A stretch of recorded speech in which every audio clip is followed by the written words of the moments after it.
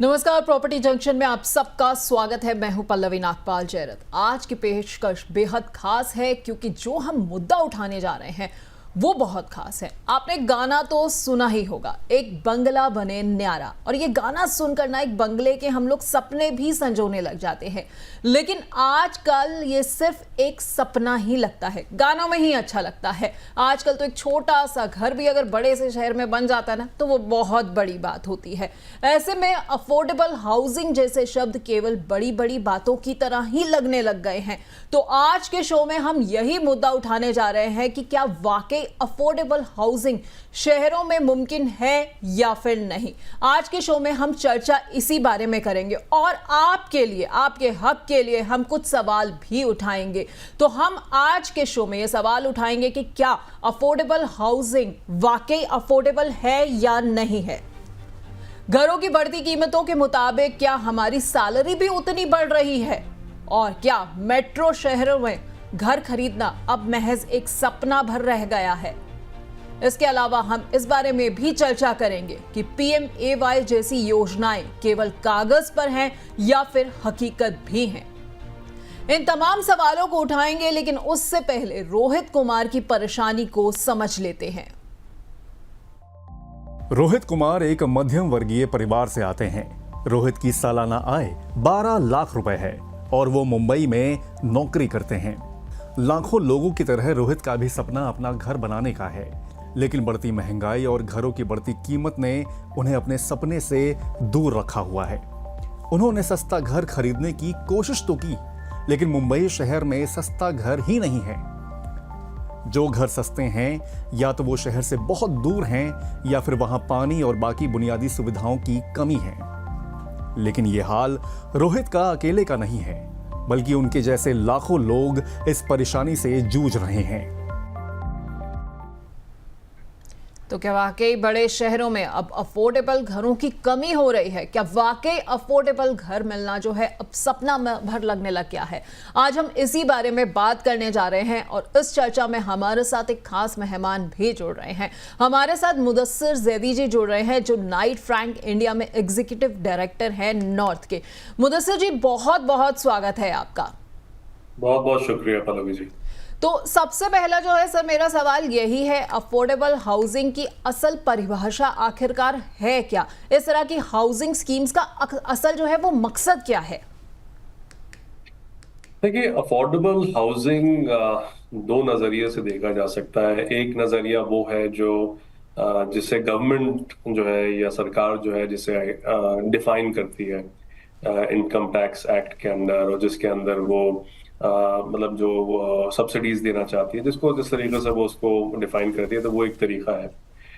दूसरा तरीका ये है कि जिस शहर में जो रह रहे हैं वहां के लिए क्या चीज अफोर्डेबल है, और हर शहर के लिए डेफिनेशन डिफरेंट हो सकता है। आप मुंबई की बात करें, उसमें अफोर्डेबल का डिफरेंट मेयार होगा। दिल्ली NCR के जो शहर हैं उसका मेयार अलग होगा। अगर आप किसी और स्टेट कैपिटल्स की तरफ जाते हैं, वहां पर भी प्राइसिंग अलग होगी। देयरफॉर उस एरिया के लिए जो अफोर्डेबल होगा वो अलग होगा। तो अफोर्डेबल एक बड़ा एक जेनरिक सा वर्ड है। अगर हम गवर्नमेंट के हिसाब से जाएं तो एक सर्टेन डेफिनेशन है जिसके बेसिस पे सब्सिडीज वगैरह मिलती हैं, जिसको वो प्रमोट करना चाहते हैं। तो मेट्रोज में एक सर्टन साइज है जिसमें वो प्रोवाइड करते हैं। रूरल एरियाज में एक सर्टन साइज है, size as well as value पे वो प्रोवाइड करते हैं। तो वो एक सर्टन चीज है जिस पर वो बेसिकली सब्सिडीज मिल सकती है वहां पे। तो वो एक नजरिया, एक अलग चीज है जिसका डेफिनेटली काफी फायदा आज की डेट में बायर्स जो है और जो होम ओनर्स है वो उसका उठा रहे हैं। जी, PMAY के अंडर जो है काफी अच्छा यहाँ पर काफी डेवलपमेंट हुआ है। तकरीबन 2023-24 तक जो है तकरीबन ऑलमोस्ट 2.70 करोड़ घर जो है वो उसमें बनाए गए हैं। तो अफोर्डेबल का अलग अलग डेफिनेशन है, लेकिन गवर्नमेंट के डेफिनेशन के हिसाब से भी काफी हद तक काम हुआ है उसके अंदर। ठीक है, तो गवर्नमेंट के हिसाब से काम हुआ है। अफोर्डेबल का डेफिनेशन जो है वो अलग अलग हो जाता है, मेट्रो सिटीज़ के लिए अलग है, टियर 2 टियर 3 रूरल एरियाज़ वगैरह सबके लिए अलग हो जाता है। लेकिन सर पिछले 5 सालों में अगर हम बात करें तो अफोर्डेबल हाउसिंग में कहीं ना कहीं गिरावट आई है। इसकी आप वजह क्या देखते हैं? क्या कीमतें जो बढ़ रही हैं प्रॉपर्टीज़ की वो एक बड़ी वजह बन सकती है इसकी? देखिए, कोई भी प्रॉपर्टी की वैल्यू दो चीजों से डिटरमाइन होती है। एक तो ये है कि जिस इलाके में आप घर बना रहे हैं उसका जो लैंड का जो कॉस्ट है, उसकी जमीन जिस पर बन रहा है, चाहे वो इंडिविजुअल मकान हो, चाहे वो हाउसिंग कॉम्प्लेक्स हो, चाहे वो बिल्डर फ्लोर्स हो वगैरह, तो जो जमीन की जो वैल्यू है वो बहुत बड़ा कंपोनेंट होती है।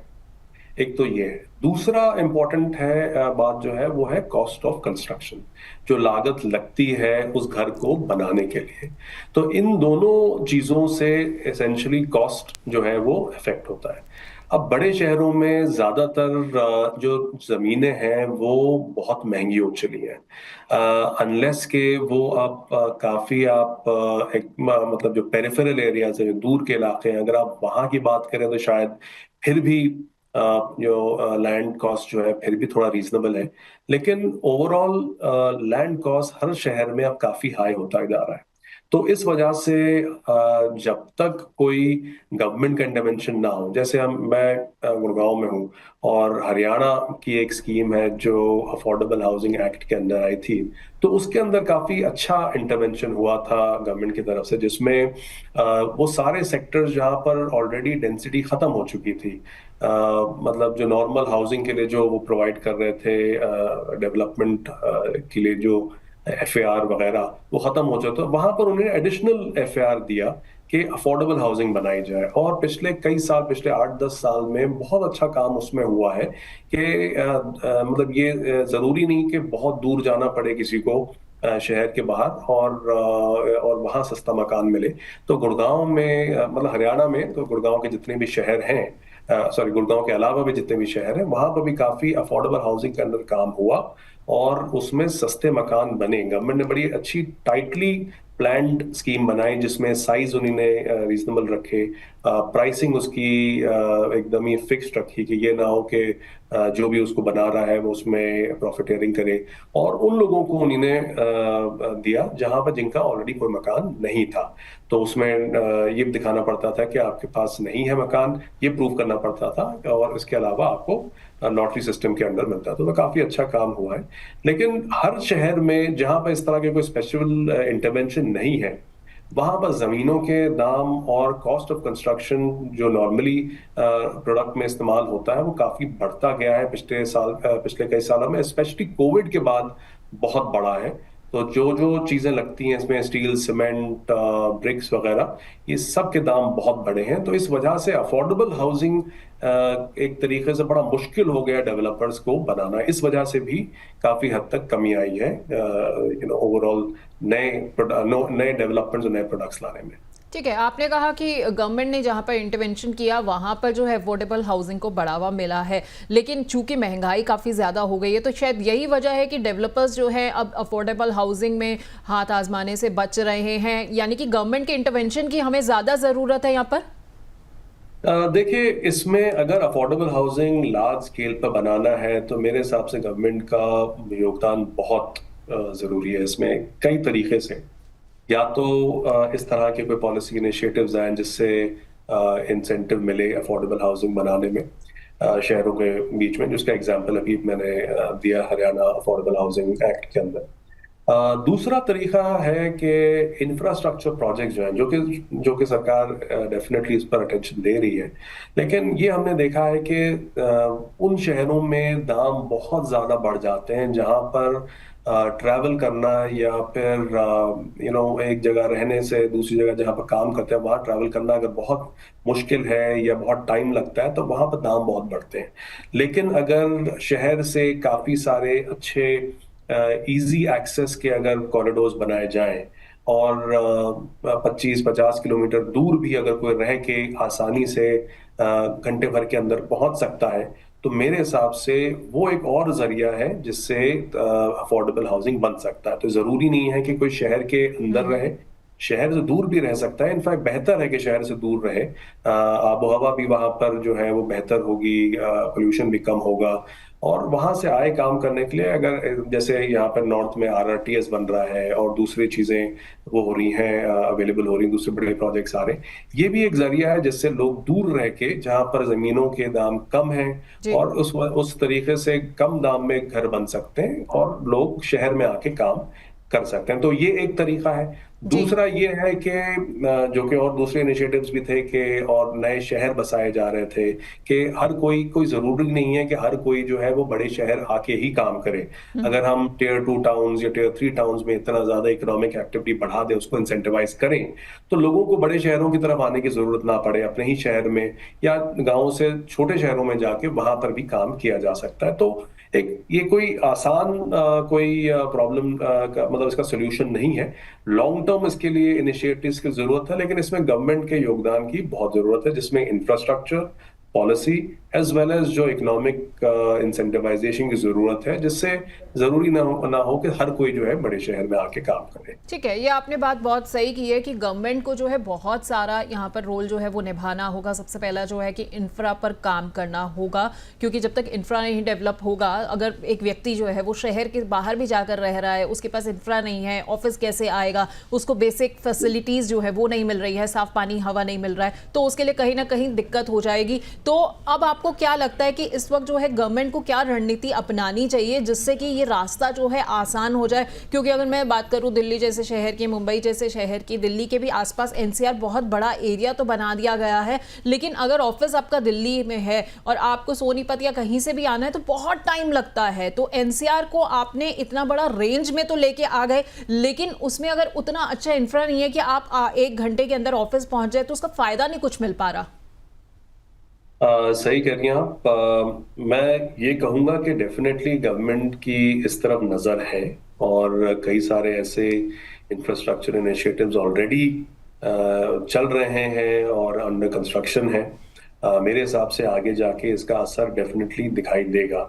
आरआरटीएस की जो बात होती है, अभी फिलहाल एक लाइन जो है मेरठ से लेके दिल्ली तक तो एक्टिवेट हो गई है, जी। बट जो उसकी सेकंड, थर्ड, फोर्थ फेजेस हैं, जिसमें दिल्ली से लेके वो राजस्थान तक जाएगी, गुड़गांव होते हुए राजस्थान तक जाएगी, उसको जल्द से जल्द लाना, उसमें मेरे हिसाब से ज्यादा टाइम लग गया है, क्योंकि इसकी प्लानिंग और पहले से हो रही थी, तो वो उसको एक्टिवेट करना। इसके अलावा और भी कई सारे फेजेस हैं जो क्रिस क्रॉस करते हैं, जो दिल्ली के आसपास के सारे जो शहर हैं उनको कनेक्ट करते हुए। तो मेरे हिसाब से उससे बहुत फर्क पड़ेगा। आज की डेट में अगर मेरठ से कोई दिल्ली, मेरठ रह के कोई दिल्ली काम करना चाहे, तो ये भी एक्चुअली पॉसिबल है कि अगर आरआरटीएस से आना चाहे तो कर सकता है, इतना कोई मुश्किल नहीं है। तो ये अगर बड़े पैमाने पर होगा और जब ये एग्जीक्यूट हो जाएगा, प्लान है लेकिन ये जब एग्जीक्यूट हो जाएगा, तो मेरे हिसाब से इस पर काफी हमें इस पर असर दिखाई देगा। और दूसरे जो रोड प्रोजेक्ट्स हैं वो भी काफी बन रहे हैं, जैसे UR2 वगैरह की बात हो, मतलब चल रहा है, उस पर एक्टिवली काम चल रहा है, वो भी अब डिलीवरी उसकी नजदीक ही है। और लेकिन इस तरह के और बहुत से इनिशिएटिव्स की और जरूरत है कि लोग थोड़ा सा रीजनेबली दूर रह के भी अगर काम करना चाहें शहर में, तो आसानी के साथ, मतलब एक आज की डेट में घंटा भर का कम्यूट तो एक नॉर्मल हो ही गया है। मेरे हिसाब से अगर घंटे भर के अंदर हाई स्पीड पर अगर हम ट्रैवल कर पाए 50, 60, 70 किलोमीटर से भी 1 घंटे में हम पहुंच पाए, जो कि हम देखते हैं कि दुनिया के और दूसरे शहरों में हो पाता है ये, तो मेरे हिसाब से ये काफी हद तक डिकंजेस्ट भी करेगा शहरों को, और लोगों के लिए जो है थोड़ा अफोर्डेबल मेरे हिसाब से घर भी पॉसिबल हो पाएगा, जिसमें वो एक्चुअली रह के शहर आके काम कर सकेंगे। बिल्कुल, बहुत सही आपने बात कही है, क्योंकि बाहर के हम देखते हैं यूरोपियन अगर शहरों की बात की जाए तो वहाँ पर जो है लोग जो होते हैं वो शहरों के बीचों बीच नहीं रहते हैं, बल्कि आउट ऑफ टाउन जो है वो ज़्यादातर घर लेकर रह रहे होते हैं, और 60-70 किलोमीटर बहुत आसानी से वो 1 घंटे में जो है या उससे कम वक्त में जो है ट्रैवल कर पाते हैं। ये बहुत आपने अच्छी बात कही है। खैर, इस चर्चा को हम आगे बढ़ाएंगे, लेकिन इस बीच में हमारे पास बहुत सारे हमारे दर्शकों के सवाल आ रहे हैं, तो फटाफट कुछ सवाल ले लेते हैं। सबसे पहला सवाल जो है वो सुमित अग्रवाल का है भोपाल से। सर, ये जानना चाहते हैं कि PMAY की सब्सिडी के लिए अप्लाई कैसे किया जाता है, और ये इनका सवाल है कि क्या वाकई जो है ये सब्सिडी मिलती भी है, तो क्या जवाब देना चाहेंगे आप सुमित अग्रवाल जी को? नहीं नहीं, बिल्कुल बिल्कुल, सब्सिडी ये बहुत अच्छी स्कीम रही है गवर्नमेंट की। और जैसे मैंने पहले ही मेंशन किया कि तकरीबन 2023-24 तक के आंकड़े जो मेरे पास हैं, इसमें तकरीबन 2,70 करोड़ घर इसके अंदर जो है इसमें सहायता मिली है लोगों को। और इसमें दो तरीके हैं। एक तो क्रेडिट लिंक्ड सब्सिडी स्कीम है, जिसमें अगर आप क्रेडिट लिंक का मतलब अगर आप लोन ले रहे हैं बैंक से, तो एक वो तरीका है, तो उसमें तो बड़ा आसान हो जाता है। तो जो प्राइम लेंडिंग इंस्टीट्यूशंस हैं, पीएलआईज जो हैं, जो बड़े बैंक हैं जो गवर्नमेंट के साथ इसमें पार्टनर एक तरीके से कर रहे हैं, आप अगर उनके पास जाएंगे और उनसे कहेंगे कि मैं क्रेडिट लिंक्ड सब्सिडी स्कीम के अंडर लोन लेना चाहता हूँ, तो ऑब्वियसली जो जो डॉक्यूमेंटेशन चाहिए है वो प्रूव करने के लिए कि आप जो जो चीज़ ले रहे हैं वो उसके अंदर एलिजिबल है, आपके दूसरे जो पैरामीटर्स हैं वो सारी एलिजिबिलिटी है आपके पास, डॉक्यूमेंटेशन जो चाहिए है वो अवेलेबल है आपके पास, वो अगर आप प्रूव कर पाते हैं तो फिर बैंक ही इनफैक्ट वो सारी चीजें मैनेज कर लेता है। और जो जो सब्सिडी मिलती भी है गवर्नमेंट की तरफ से, वो बैंक को इनफैक्ट डायरेक्ट क्रेडिट हो जाती है, तो बोरोवर का जो लोन है वो उतना कम हो जाता है। तो वो बड़ा आसान तरीका है। दूसरा, अगर लोन नहीं ले रहे हैं और अपने पैसे से बना रहे हैं, आपको सब्सिडी चाहिए, तो पीएमएवाई की साइट अवेलेबल है, और इसके अलावा मोबाइल एप्स अवेलेबल हैं, जैसे उमंग है और पीएमएवाई का भी ऐप है। उस पर अप्लाई करना पड़ता है, अप्लाई करके सारे अपने डॉक्यूमेंटेशन वगैरह अपलोड करके देना पड़ता है, और बेसिकली उसके बाद फिर आगे बढ़ता है बात। तो दोनों तरीका अवेलेबल है और बहुत बड़े पैमाने पर इस्तेमाल हुआ है इस सब्सिडी का, और मतलब बहुत अच्छा इस पर मेरे हिसाब से रिजल्ट आया है। ठीक है, तो माफ़ कीजिए, सुमति जी इनका नाम है। सुमति जी, आई होप कि आपको आपका जवाब जो है वो मिल गया होगा। आप इस स्कीम का पूरा इस्तेमाल कर सकती हैं और आपको सब्सिडी जो है वो ज़रूर मिलेगी। अगला सवाल ले लेते हैं, हैदराबाद से रियाज हुसैन का है। हम चूंकि अभी चर्चा अफोर्डेबल हाउसिंग के बारे में कर रहे थे, तो इन्होंने एक बड़ा दिलचस्प सवाल पूछा है। इनका ये पूछना चाहते हैं कि डेवलपर्स जो है वो हमेशा डिले क्यों करते रहते हैं अफोर्डेबल प्रोजेक्ट्स को। तो कहीं ना कहीं मुदस्सिर जी, लगता है कि जनता के मन में भी ना ये रहता है कि डेवलपर्स जो है ना वो जानबूझ के शायद डिले कर रहे हैं। आपको लगता है कि ऐसा कुछ डिले जो है वो डेवलपर्स की तरफ से, अपनी तरफ से जानबूझ के भी होता है? नहीं, मेरे हिसाब से जानबूझ के अगर कोई डेवलपर डिले करेगा तो और ज्यादा मसले में फंसेगा, क्योंकि कॉस्ट इंक्रीज हो ही रहा है, और जितना महंगा आपका कॉस्ट होता जाएगा उतना प्रॉफिट मार्जिन वगैरह कम हो जाएंगे। तो मेरे हिसाब से डेवलपर के लिए डिले करने का मेरे हिसाब से कोई फायदा उसको नहीं होता है। बट डेफिनेटली अफोर्डेबल हाउसिंग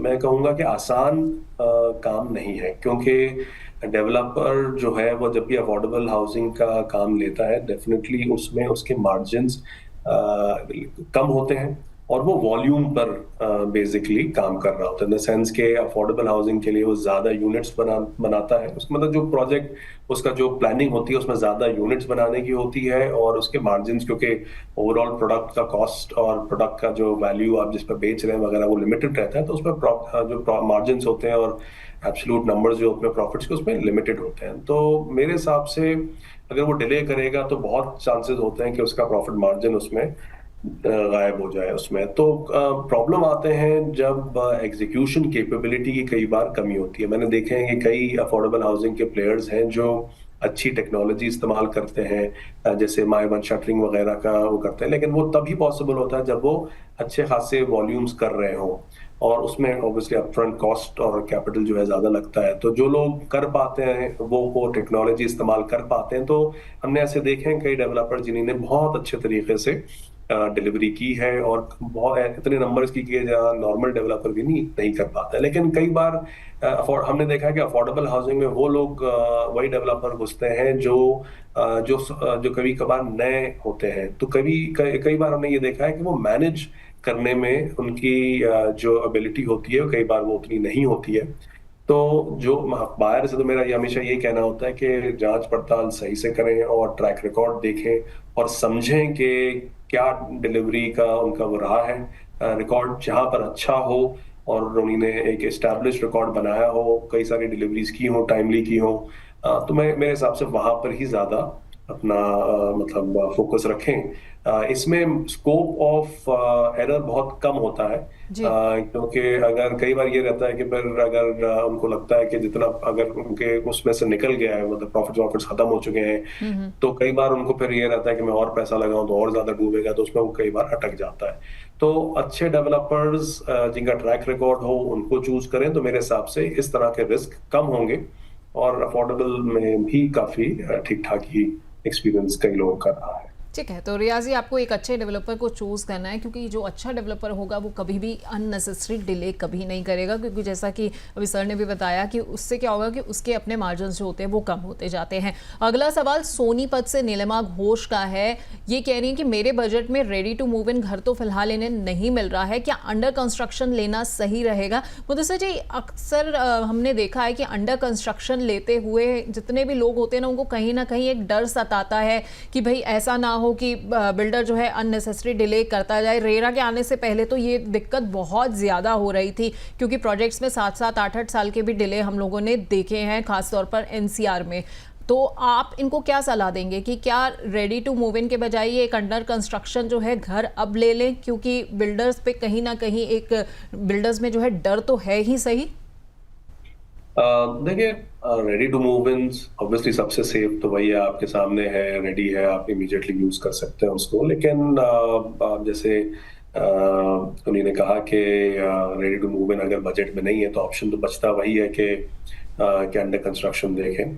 और जैसा आपने भी कहा कि इसके रेरा के आने से पहले ये बहुत ज्यादा कॉमन था कि डेवलपर्स डिले करते थे, और बहुत ही एक्चुअली उस एक्ट के ना होने की वजह से मिस मैनेजमेंट का भी स्कोप काफी ज्यादा था। तो डेवलपर जो थे वो कस्टमर एडवांसेस उठाते थे, कस्टमर एडवांसेस उस प्रोजेक्ट में ना लगा के कई बार आगे के प्रोजेक्ट्स में जमीनें खरीद रहे हैं या कुछ और चीजें कर रहे हैं। जी। तो जब तक तो मार्केट अच्छा चल रहा था तब तक तो सब ठीक था, लेकिन जैसे ही मार्केट में मंदी आई और सेल्स रुके तो सब चीजें फंस गई। लेकिन रेरा के आने के बाद से अब काफी सेफगार्ड्स आ गए हैं। जैसे ये कि 70% जो अमाउंट आता है कस्टमर्स का, वो 70% से ज्यादा, मतलब जो डेवलपर है वो 70% तो होल्ड करना पड़ेगा उसको उस प्रोजेक्ट में, उसके ऊपर का जो अमाउंट है वो ही वो निकाल सकता है प्रोजेक्ट से। तो ये अज्यूम किया जाता है कि किसी भी प्रोजेक्ट में 70% तो जो अमाउंट आएगा वो लागत तो लगेगी उसको बनाने में। तो और वो भी तब निकाल पाता है जब वो उसको जो सीए वगैरह है, जो उसका आर्किटेक्ट है, उसको वो अप्रूव करके देखा है, इतना इतना बनता गया है, और फिर वो अलाउ करता है कि वो निकाल पाए। तो रेरा में अपडेट्स जाती हैं, रेरा में प्रोग्रेस रिपोर्ट जाती है। तो अब थोड़ा मेरे हिसाब से स्कोप जो मिस मैनेजमेंट का था या मिस अप्रोप्रिएशन का था या पैसे इधर उधर हेरा फेरी का था, वो अब काफी कम हो गया है। जी। लेकिन रिस्क फिर भी है, ऑब्वियसली ऐसा नहीं है कि रिस्क बिल्कुल जीरो हो गया, ये भी नहीं है, रिस्क है। लेकिन अब पहले के मुकाबले रिस्क काफी कम हो गया है। लेकिन जैसे मैंने आपके पिछले क्वेश्चन का भी आंसर किया कि डेवलपर कौन है, उसका ट्रैक रिकॉर्ड क्या है, कैसे बनाता है, उसने कैसे डिलीवरी की है, टाइमली की है कि नहीं की है, क्वालिटी सही है कि नहीं है वगैरह, ये सब चीजें जांच पड़ताल करें, देखें, समझें, तो उसके बाद करें। तो हमेशा ये प्रिंसिपल जो बायर्स बिवेयर का है कि देख दाख के सब कुछ फिर डिसाइड करें। मतलब कोई चीज कभी कभार ये रहता है कि बड़ा too good to be true type के ऑफर्स आ जाते हैं कि भाई सस्ता है या कुछ ऐसा है वैसा है, तो कई बार उसमें आदमी फंस जाता है कि लालच कर जाता है कि ये कुछ ज्यादा ही कई बार बेहतर चीजें आ जाती हैं, जो कई बार ऐसा लगता है कि हो नहीं सकता कि ये एग्जीक्यूट कर पाए। जी। तो उसमें डेफिनेटली ना पढ़ के मेरे हिसाब से लोग अगर थोड़ा सा आराम से इसको डिसाइड करें, कोई जल्दीबाजी में ना करें, सब चीजें जांच पड़ताल करें, तो मेरे हिसाब से रिस्क बहुत कम हो सकता है इसमें। ठीक है, तो नीलिमा जी, रिस्क जो है पहले से कम हो चुका है रेरा के आने के बाद, जैसा कि अभी सर ने भी बताया। लेकिन हर चमकती चीज़ जो होती है वो सोना नहीं होती है, इसलिए आपको परखना बहुत ज़रूरी है कि जिस बिल्डर को आप चुन रहे हैं वो वाकई जो है वो बेहतरीन प्रोजेक्ट्स बनाता है नहीं बनाता, उसका पिछला ट्रैक रिकॉर्ड जो है, जैसा कि सर ने भी कहा है कि ज़रूर चेक करिएगा और उसके बाद जो है डिसाइड करिएगा कि आपको किस बिल्डर के साथ, किस डेवलपर के साथ जो है आगे जाना है। तो हम आज के शो में चर्चा कर रहे हैं अफोर्डेबल हाउसिंग के बारे में। हम ये बात कर रहे हैं कि क्यों अफोर्डेबल घर मिलना जो है वो मुश्किल हो रहा है। तो अब चलते हैं मेरे सहयोगी हर्ष के पास बहुत दिलचस्प आंकड़े हैं। वो आपको ये बताएंगे कि कैसे पिछले 5-6 सालों में घरों की कीमतों में इजाफा तो हुआ है, लेकिन हमारी सैलरीज जो है ना उसमें उतना इजाफा नहीं हुआ है। तो हर्ष बताइए, आपके पास क्या क्या आंकड़े मौजूद हैं? बिल्कुल, तो मैम आपने बिल्कुल सही यहाँ पे बात कही। और देखिए, जिस हिसाब से हमारी आमदनी बढ़ी है और उसके हिसाब से अगर आप कंपेयर करें कि घरों की कीमतों में कितना बड़ा उछाल देखने को मिला, तो आप हैरान रह जाएंगे। और वो आंकड़े हम लोग पेश करते हैं। तो सबसे पहले हम आपको बताते हैं, देखिए आपके सामने घरों की कीमतों में कितनी वृद्धि हुई है 2019 से लेकर 2024, 5 साल के आंकड़े यहाँ पे। शहर सबसे पहले गुरुग्राम की बात करते हैं, 160%। हालांकि ये हाइपोथेटिकल मैं एक एग्जांपल दे रहा हूँ, 1 करोड़ का घर हालांकि गुरुग्राम में मिलता नहीं। आप सोचिए 5 साल के अंदर वो 2 करोड़ 60 लाख का हो गया। इस हिसाब से आप देखिए 160% का जंप है। नोएडा की बात करें 146%, सेकंड नंबर पर है ये, कि जिस हिसाब से यहाँ पे घरों में वृद्धि देखने को मिलती है उनकी कीमतों में। बेंगलुरु की बात करें 98% की बढ़ोतरी हुई है यहाँ पर। इसके अलावा और कौन से शहर हैं, देखिए हैदराबाद 81% का जंप यहाँ पे प्राइजेस में। चेन्नई की बात करें 80% का, पुणे की बात करें 73% का, नवी मुंबई में 69% का। आप सोचिए सबसे लोएस्ट पे, लेकिन तब भी 69% का जंप बहुत बड़ा जंप होता है। और अब आप इसके सामने देखिए कि आपकी आमदनी कितनी बड़ी है, जिस हिसाब से यहाँ पे घरों की कीमतों में वृद्धि हुई है। अब देखिए औसत एक एवरेज आय कितनी हो रही है 2019 में 9.9% की, 2020 में उससे भी कम हो गई 7.5% की, 2021 में बढ़ी 8.5% के आसपास। इसके अलावा आगे आगे साल जिस तरीके से बढ़े, 2022 की बात करें 9.8% की एक एवरेज ग्रोथ देखने को मिली आय में। 2023 की बात करें 9.7, और उसके बाद 2024 आते आते ये घटते घटते 9.9% के आसपास रह गई है। अब यहाँ पर एक चीज़ और समझनी ज़रूरी है कि जो अफोर्डेबल हाउसिंग की बात लगातार होती आ रही है, वो अफोर्डेबल हाउसिंग की स्थिति है क्या, कितनी सेल्स है, कितनी बिक्री है, यहाँ पे कितनी इन्वेंट्री है। तो वो तमाम चीज़ें हम लोग एक बार आंकड़े लेकर आते हैं यहाँ पर। तो देखिए सबसे पहले 60 लाख तक की कम कीमत वाले घर हैं यहाँ पर। मुंबई की बात करें, मुंबई मेट्रोपॉलिटन रीजन की बात करें यहाँ पे, तो 2023 में जनवरी मार्च के अगर हम लोग देखें तो 22,642 की यहाँ पे सप्लाई, जो यहाँ पे यूनिट्स है उसकी सप्लाई होती हुई दिखी। और 2024 में मामला घट गया और ये 15,202 पे पहुंच गया, वही सेम क्वार्टर में। अगर 2023 और 24 का कंपेयर करें हम यहाँ पर, तो अब पुणे की तरफ बढ़ते हैं। पुणे की बात करें यहाँ पे क्या हुआ, 2,500 के आसपास यहाँ पे यूनिट्स थी जिनकी सप्लाई देखने को मिली, लेकिन वहाँ पर क्या हुआ, ये बढ़ गई यहाँ पर 2024 में बढ़ती हुई दिखी पुणे के मामले में। वहीं मुंबई के मामले में यहाँ पे MMR की बात करें तो घटती हुई दिखी। अहमदाबाद की बात करें तो 5,971, लेकिन वहाँ से क्या हुआ, थोड़ी सी गिरावट देखने को मिली 5,500 के आसपास। हैदराबाद की बात करें यहाँ पे 2023 में बात करें यहाँ पे अगर हम लोग चौथे क्वार्टर की, तो 2,319 की यहाँ पर इन्वेंट्री यूनिट्स जो बिकती देखने को मिली, और वहाँ से घटकर अब कितनी हो गई यहाँ पे 2,116 ये देखने को मिले। अब चेन्नई की बात करें, आगे बढ़े हम लोग, तो चेन्नई की बात करें तो यहाँ पर देखिए 2023 में क्या हुआ, 3,862 यहाँ पर जो यूनिट्स थी वहाँ से कितना कम हो गया, देखिए बड़ा फॉल देखने को मिल रहा है 2024 में, 501 रह गई यहाँ पर। बेंगलुरु की बात करें 3,701 से घटकर 657 हो गई है, बैक टू बैक बड़ा गिरावट देखने को मिली है यहाँ पे। और कोलकाता की बात करें तो यहाँ पे भी एक माइन्यूट सी गिरावट है 2,747 से लेकर 2,204। तो ये आपूर्ति जो घरों की अफोर्डेबल हाउसिंग की यहाँ पे कमी देखने को लगातार मिल रही है। बिल्कुल, तो यहाँ पर बिल्कुल तस्वीर जो है पूरी तरह से साफ हो रही है। हर्ष, आपने बहुत दिलचस्प आंकड़े जो है वो हमें बताए, बहुत बहुत शुक्रिया आपका हमारे साथ जुड़ने के लिए। हर्ष ने देखिए कितने साफ तरीके से बताया कि कैसे जो है घरों की कीमतें बढ़ रही हैं, लेकिन उस हिसाब से हमारी सैलरीज जो है, हमारी आय जो है वो उतनी नहीं बढ़ पा रही है। और इसके अलावा कहीं ना कहीं अफोर्डेबल हाउसिंग की जो सप्लाई थी वो कम होती जा रही है। तो ये जो आंकड़े हैं अपने आप में पूरी कहानी को बयां कर रहे हैं, पूरी तस्वीर को साफ कर रहे हैं। अपनी चर्चा को आगे बढ़ाएंगे, लेकिन उससे पहले मैं फटाफट आपको एक चीज बता देती हूँ। मैं आपको बता देती हूँ कि अगर आप भी जो है अपने सवाल हमारे शो में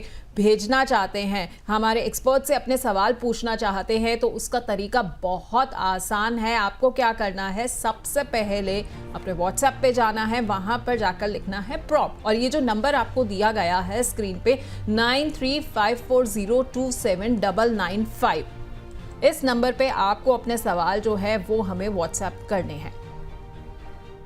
तो ये तरीका बिल्कुल सिंपल है। आप अपने सवाल जो है हमें भेज सकते हैं, हम आपके सवालों को अपने शो में शामिल करेंगे। तो वापस सर हम अपनी चर्चा को आगे बढ़ाते हैं। देखिए यहाँ पर जो है ये जो आंकड़े हमें दिखाए गए ये बिल्कुल पूरी तस्वीर को साफ कर रहे हैं। कहीं ना कहीं अफोर्डेबल हाउसिंग की जो सप्लाई है वो भी कम होती जा रही है। तो आपने बताया कि सरकार को इंटरवेंशन करने की ज़रूरत है, इंफ्रा को डेवलप करने की ज़रूरत है, पर क्या सरकार को ये भी चाहिए कि कुछ सरकारी योजनाएं इस तरीके से लेके आए कि जिसमें वो जो है आगे जाकर डेवलपर के तौर पर जो है आगे डेवलप करें प्रोजेक्ट्स को, ताकि जो हर व्यक्ति को घर देने का एक सपना है भारत में वो जल्दी से जल्दी जो है वो पूरा हो जाए। क्योंकि अगर इसी स्थिति में हम रहे, यही हालात तस्वीर रही, तो शायद जो है वो सपना पूरा नहीं हो पाएगा जल्दी। देखिए, एक चीज आपने जो आंकड़े बताए डेफिनेटली आपने 2019 से बताए, और वो ऐसा पॉइंट था जो मोर और लेस जस्ट कोविड से पहले था। और कोविड में जो था वो लीस्ट इसके दाम पहुंच गए थे, तो डेफिनेटली उसके बाद तो डेफिनेटली बढ़ने थे। राइट के लास्ट 5-6 साल में अब बहुत बढ़े हैं। लेकिन एक पर्सपेक्टिव मैं और देना चाहूंगा कि जो प्रीवियस पीक था, जो प्राइसेस यहाँ सबसे ज्यादा थे, वो तकरीबन 2012-13 के आसपास का पीरियड था जी। जब 12-13 में जो प्राइसेस थे और जो प्राइसेस 2019-20 में थे, वो मेरे हिसाब से मोर और लेस या तो सेम थे या तो शायद एक थोड़ा सा नीचे ही थे। तो 2012-13 से 19-20 यानी 7-8 साल प्रॉपर्टी सेक्टर में जरा सी भी गेन नहीं दिखाई दी, क्योंकि कई सारी चीजें आए थे, कई सारे इंटरवेंशंस थे जिससे प्रॉपर्टी सेक्टर के काफी हालत टाइट रही थी। और फिर उसके कोविड के बाद ही बेहतर हुआ। तो आज की डेट में अगर मैं बात करूं कि यस पिछले 5 साल में एवरेज, ये तो आंकड़े जो बताए वो एवरेज नंबर्स हैं, कई अच्छी प्रॉपर्टीज वगैरह के तो दुगना तिगना भी प्राइसेस हुए हैं। लेकिन अगर मैं पिछले 12-13 साल के नंबर की बात करूं, जिसमें पिछला पीक से लेके अभी जो पीक चल रहा है इसको अगर कंपेयर करूं, तो मेरे हिसाब से प्रॉपर्टी सेक्टर ने जो रिटर्न्स दिए हैं वो बहुत ज्यादा बेहतरीन नहीं दिए हैं। अगर मैं 10-12 साल की बात करूं तो तकरीबन 6 से 7% का कंपाउंडेड एनुअल ग्रोथ रेट होगा, 6-7%, जबकि इक्विटी मार्केट जो है वो तकरीबन 12 से 13%, 12 से 15% के बीच में देती है। गोल्ड ने तो खैर और बेहतर परफॉर्मेंस दिया है, बहुत बेहतर परफॉर्मेंस दिया है। लेकिन प्रॉपर्टी सेक्टर ने पिछले 10-12 साल में, जिन्होंने समझो 2000 में खरीदा था 2012-13 में, तो उनके लिए तो समझिए 6-7% की ही ग्रोथ रही है। सर लेकिन मैं एक मिनट बीच में एक सवाल आपसे पूछना चाहूंगी। आपने कहा कि पिछले 12-13 साल की बात करें तो नहीं इतना ग्रोथ दिखा, लेकिन अगर कोविड को अगर हम देखते हैं, कोविड के बाद मैं मानती हूँ कि मार्केट एकदम डिप कर गई थी, लेकिन अगर पिछले 1 से 2 साल के अंदर बात करें तो एक बार फिर जो है हमें बूम काफ़ी ज़्यादा देखने को मिल रहा है प्रॉपर्टी मार्केट के अंदर।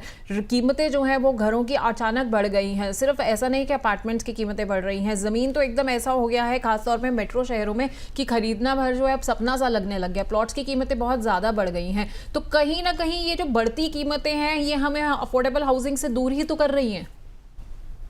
नहीं, मैं बिल्कुल आपसे सहमत हूँ इस बात पे कि अब इतने साल में जब बढ़ गया, पिछले कोविड के बाद से 4-5 साल में, अब डेफिनेटली अफोर्डेबल नहीं रहा है मार्केट।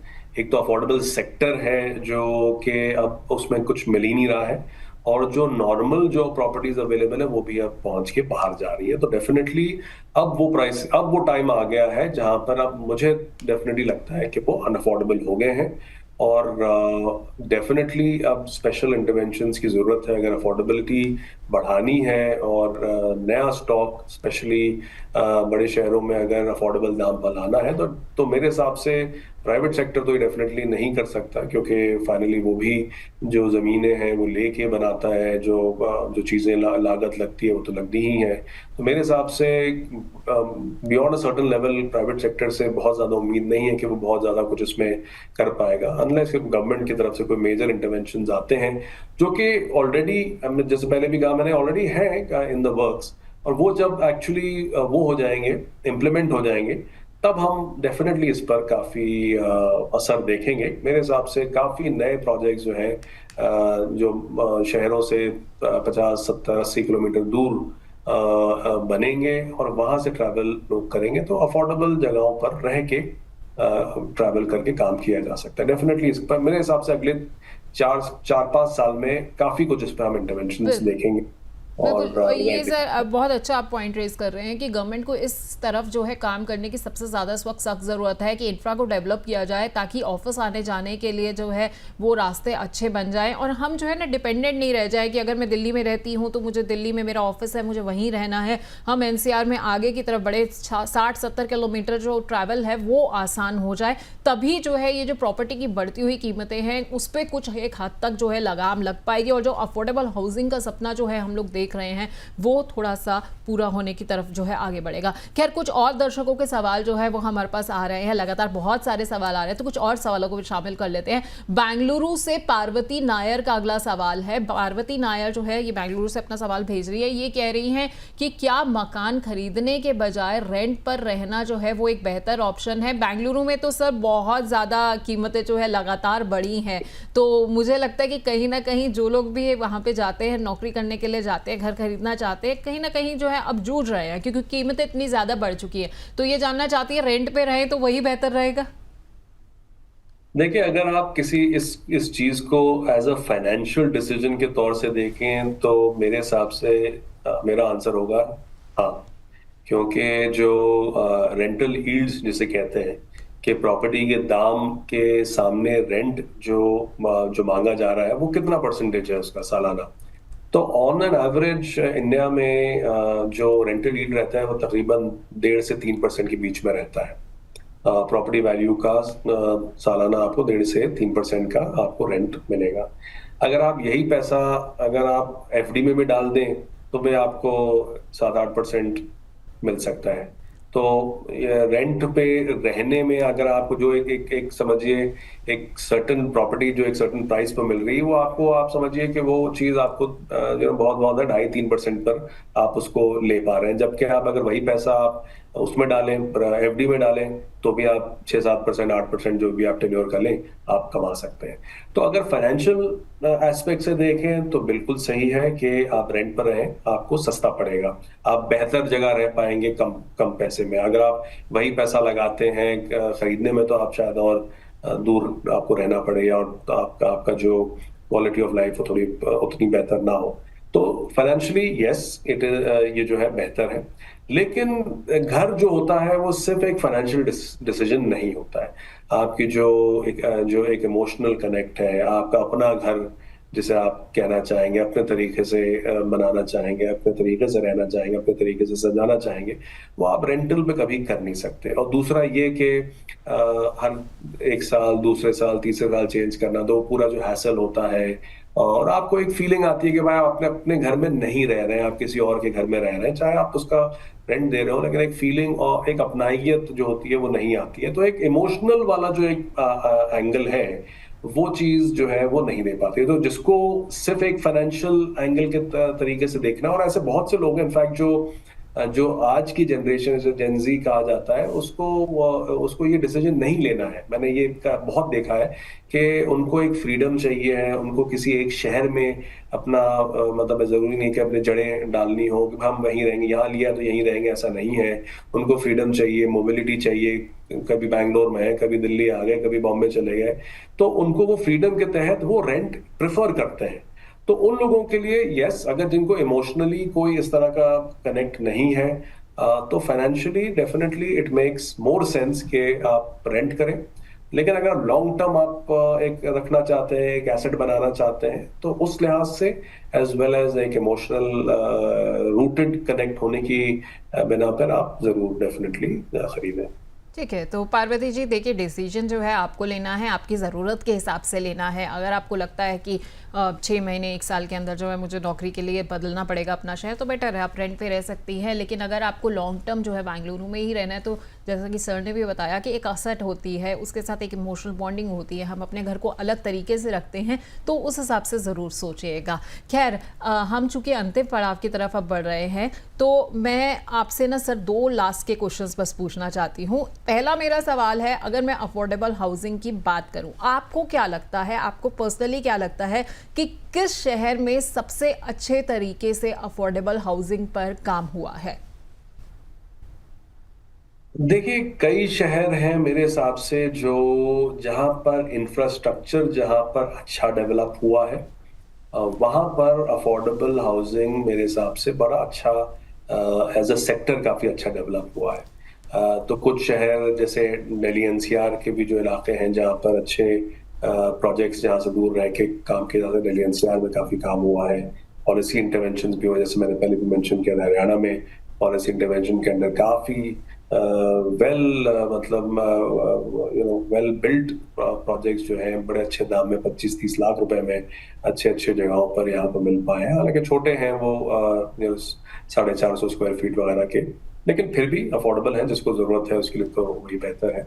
तो यहाँ काम हुआ है। मेरे हिसाब से हैदराबाद में काफी अच्छा काम हुआ है। हैदराबाद में काफी इंफ्रा के ऊपर काफी सालों से काम चल रहा है, तो वहां पर लोग दूर रह के काम कर सकते हैं, वहां पर अच्छे प्राइसेस मिल रहे हैं। मेरे हिसाब से कुछ और शहर हैं जो मेरे हिसाब से काफी अच्छे हैं, जहाँ पर इंफ्रास्ट्रक्चर प्रोजेक्ट्स जो बने हैं, जैसे बॉम्बे में, जैसे मुंबई में, जैसे ट्रांस हार्बर लिंक बना है, तो वहां से लोग दूर दराज रह के आ सकते हैं, काम कर रहे हैं, बैक टुवर्ड्स द सिटी आते हैं। तो मेरे हिसाब से काफी शहर हैं जो इस पे जहां पर इंफ्रास्ट्रक्चर कनेक्ट बने हैं, वहां पर डिसेंट अब अवेलेबिलिटी हो रही है, और मेरे हिसाब से वहां पर कंटिन्यू करेगा। और ऐसे कई शहर हैं जहां पर इन प्रोग्रेस है, वर्क इन प्रोग्रेस चल रहा है, इंफ्रास्ट्रक्चर प्रोजेक्ट आ रहे हैं, जो मुझे लगता है अगले 3 से 5 साल में उसका असर दिखाई देगा।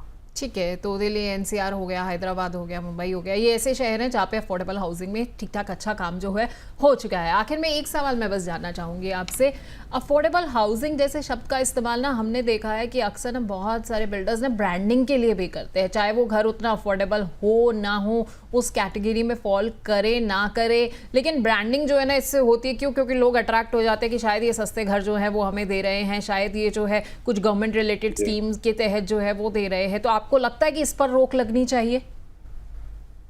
देखिए, जैसे मैंने पहले ही कहा था कि अफोर्डेबल कोई एक सिंगल डेफिनेशन नहीं है। हर शहर के लिए अफोर्डेबल का मीनिंग अलग हो सकता है। जैसे बॉम्बे या मुंबई के लिए एक अलग उसका वो रहेगा, मतलब एक दिल्ली एनसीआर के अलग अलग शहरों में अलग अलग उसका मतलब है। गुड़गांव में अगर अफोर्डेबल की बात करें तो एक अलग उसका एक मीनिंग है, डेफिनेशन आएगा। फरीदाबाद की तरफ चले जाए तो एक अलग डेफिनेशन है। तो डेफिनेटली इस पर कोई रोक लगाने की कोई मेरे हिसाब से जरूरत नहीं है। अगर जो बायर है, अगर वो अपनी रिसर्च अच्छे से करे, समझ बूझ के डिसीजन ले, तो मेरे हिसाब से ऐसा कुछ नहीं है कि किसी ने अफोर्डेबल उसको कह दिया तो कोई भी बायर जो है वो आंख बंद करके खरीद लेगा वगैरह। ऑब्वियसली वो 4 जगह और देखेगा। आजकल डेटा बड़ा आसानी से अवेलेबल है। आप लोग बड़ा अच्छा काम कर रहे हैं, जो ऑब्वियसली डेटा और इनसाइट्स आप लोग दे रहे हैं। इतनी सारी वेबसाइट्स हैं जहां पर आप डाल के देख सकते हैं कि कहाँ क्या प्राइसेस चल रहे हैं। तो एक जमाना था जहां पर पता नहीं चलता था, और लोग जिनसे बात करते थे उन्होंने जो समझा दिया वो उसके हिसाब से लोगों ने डिसीजन ले लिया। आज जो है डेटा और इनसाइट्स, और आजकल तो आर्टिफिशियल इंटेलिजेंस का है जमाना। आप डालिए उसमें, चैट जीपीटी में डालिए और दूसरी जगह डालिए, सारा आपको डेटा मिल जाएगा कि कहाँ क्या हो रहा है। तो अब डिसीजन लेना आसान है। मतलब ऐसा नहीं है कि आंख बंद करके किसी को लेने की जरूरत है, और ऐसा नहीं है कि किसी ने कुछ कह दिया कि भाई अफोर्डेबल है तो आप उससे स्वे होके, इन्फ्लुएंस होके कोई डिसीजन ले लेंगे। अगर सही तरीके से बायर जो अपनी रिसर्च करेगा, जो क्या पॉसिबल है, किसी से पूछने की जरूरत नहीं, आप सब इंडिपेंडेंटली रिसर्च कर सकते हैं।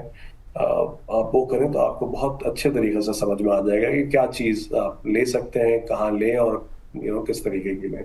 बिल्कुल, तो ये आपने बहुत सही बात की है कि रिसर्च जो है वो बहुत इजी हो गई है, ऑप्शन बहुत अच्छे से अवेलेबल है कि हम जो है अब इंटरनेट पे जाके आराम से रिसर्च कर सकते हैं, जो पहले मुमकिन नहीं था। तो अगर आप भी घर खरीदने के बारे में सोच रहे हैं तो अपनी रिसर्च ज़रूर अच्छे से करिएगा। बहुत बहुत शुक्रिया मुदस्सिर जो है आपका हमारे साथ जुड़ने के लिए। आपने बहुत अच्छे से हमारे दर्शकों को समझाया है कि अफोर्डेबल हाउसिंग का वाकई जो है वो मतलब क्या होता है, हर शहर के लिए अफोर्डेबल हाउसिंग की डेफिनेशन जो है या फिर उसका क्राइटेरिया जो है वो कैसे अलग होता है, और गवर्नमेंट को कहां कहां पर इस वक्त जो है कदम उठाने की ज़रूरत है ताकि उन लोगों को भी घर जो है वो सस्ते में मिल जाए, अफोर्ड वो कर पाएं, जो फिलहाल अब तक जो है ये सोच रहे हैं कि ये घर तो खरीदना, एक नया घर खरीदना मेरे लिए अब सपना भर ही लगता है। खैर, महंगाई के दौर में ना हम अफोर्डेबल घर की चाह रखते हैं। सस्ते घर मिलते तो है लेकिन शहर से बाहर मिलते हैं, जहां से ऑफिस आना जाना जो है बहुत मुश्किल हो जाता है। हमने अभी इस बारे में चर्चा भी यही की है कि भाई इन घरों के होने का फायदा क्या होता है कि अगर आपके ऑफिस से वो घर जो है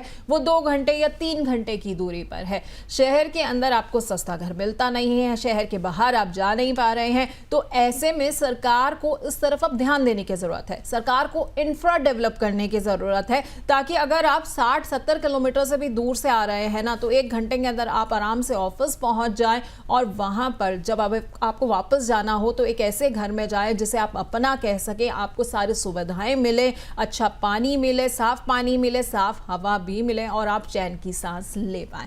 तो आज के लिए प्रॉपर्टी जंक्शन में इतना ही। अगले हफ्ते फिर आपसे मिलेंगे एक नई और खास पेशकश के साथ।